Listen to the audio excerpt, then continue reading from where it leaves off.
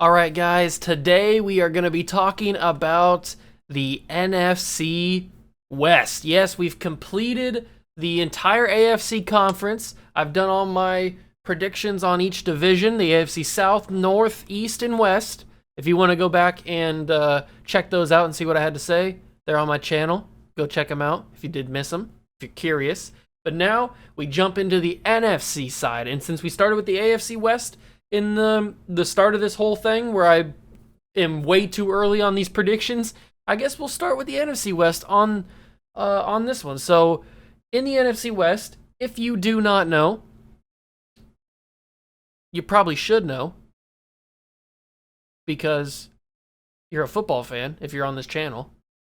So the Seahawks, Rams, Cardinals, and the 49ers, those are your four teams. Last season, the Seahawks won the division at 12-4. Then you had the Rams at 10-6, the Cardinals at 8-8, and the 49ers at 6-10. But the 49ers were hurt, which is why, in my predictions, the 49ers take this division. That's right. The San Francisco 49ers will win this division this year in 2021 because everybody's healthy. Nick Bosa's healthy. George Kittle's healthy. Armstead's healthy. DeForest Buckner's healthy. I don't think Armstead's... There's one on the Colts, I think, right? Whoever the one on the 49ers is healthy. Everybody's healthy. Garoppolo's healthy. They're good. They're going to be good. So, 49ers will win this division. They'll probably go... You could probably win this division with around 13 wins, maybe 14 wins if the Seahawks get kind of crazy. I don't know. Maybe the Rams start to do something. I don't know. We'll talk about that in a minute. But I think that the 49ers win this division with about 13, 14 wins in that kind of range.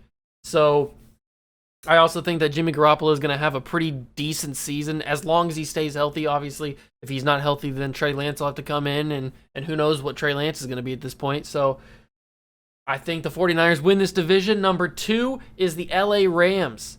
Yes, I'm very high on the Rams. I like the trade to get rid of Jared Goff and bring in Matt Stafford. I think that was a very, very big upgrade in the quarterback position. I think that Stafford is a much better quarterback than Jared Goff is, obviously. And I think that Stafford will be able to run this system better than Jared Goff did. And I think he'll be able to make more passes. And I think he'll be able to effectively make the offense better, because the offense was already pretty good with Goff there. So adding Stafford, who I still think is a pretty good quarterback, I think that he will thrive in LA. So I have the Rams coming in second as probably a 11-12 win team. It's probably going to be pretty close, in my opinion, for the 49ers and the Rams. I'm thinking they're probably going to be close to each other. Maybe they split the season series 1-1. I don't know. But probably around that 11-12 range for the Rams. In third place, I have the Arizona Cardinals. Yes, they don't move up or down from last season. They do get a couple more wins, but they don't change their position from last season. They finished third last year. Now they finished third this year. I think Kyler Murray steps it up.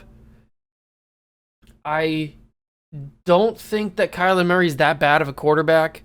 I think he can get it done in this league. He is a little bit injury prone. He had a shoulder injury last season. I think he had an ankle injury or something, maybe a knee.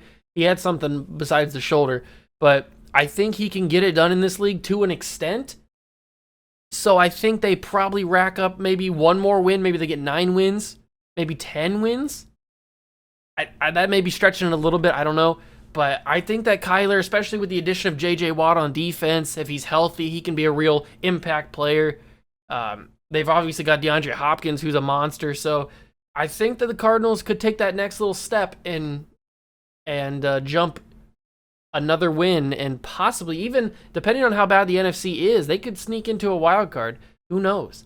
But I think that they get maybe 9 wins, maybe 10, like I said, if they're stretching it a little bit, but probably more in that 9 range.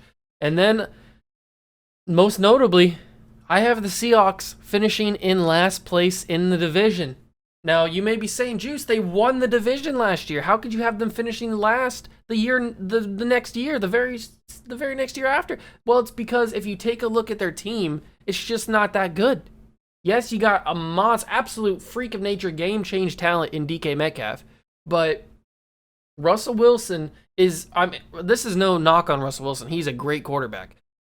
But there's a reason that Russell Wilson, I think before this season, never had a single MVP vote. I think he got one, at least one, this past season. I'm not 100% sure on that. Don't fact check me because I'm not 100% sure. But I think he might have got at least one. But there's a reason that he didn't get any, because when it comes down to the second half of the season, Russell Wilson just can't get it done. And that may be because he falls off in the second half of the season.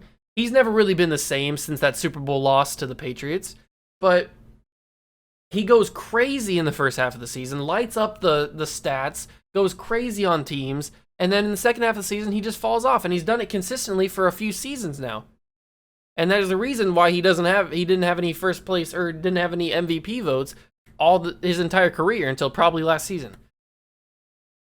But the main reason, and I'm not saying that Russell is going to fall off again this year, he might, but I think the main reason why the Seahawks are bad this year and aren't going to be in the top of the division, winning the division, they're going to be finishing last probably, is because of that offensive line. That offensive line is one of the worst offensive lines in the league. Yeah, we talk about the Steelers' offensive line, the Bengals' offensive line, and the Chiefs before they added all those guys this year. This Seahawks offensive line is hard to watch. They let Russell Wilson get sacked so much. He has to run around. He has to improvise. He has to do too much, basically. So they can't protect him. They don't do anything to fix the offensive line. It's just continuously bad.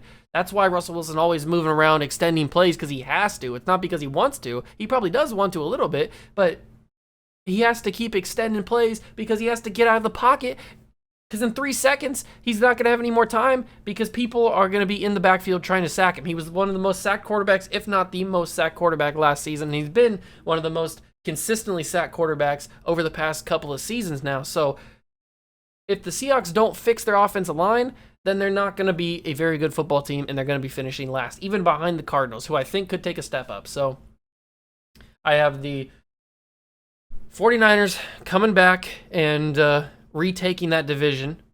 Then I have the Rams in second, the Cardinals in third, and the Seahawks in fourth. Let me know down below what you guys think. If you guys agree, disagree, if you have any comments, leave them down below. Smash that like button, hit notification bell, and the subscription button as well. Join the Juice Club, and I'll catch you guys in the next one. Peace.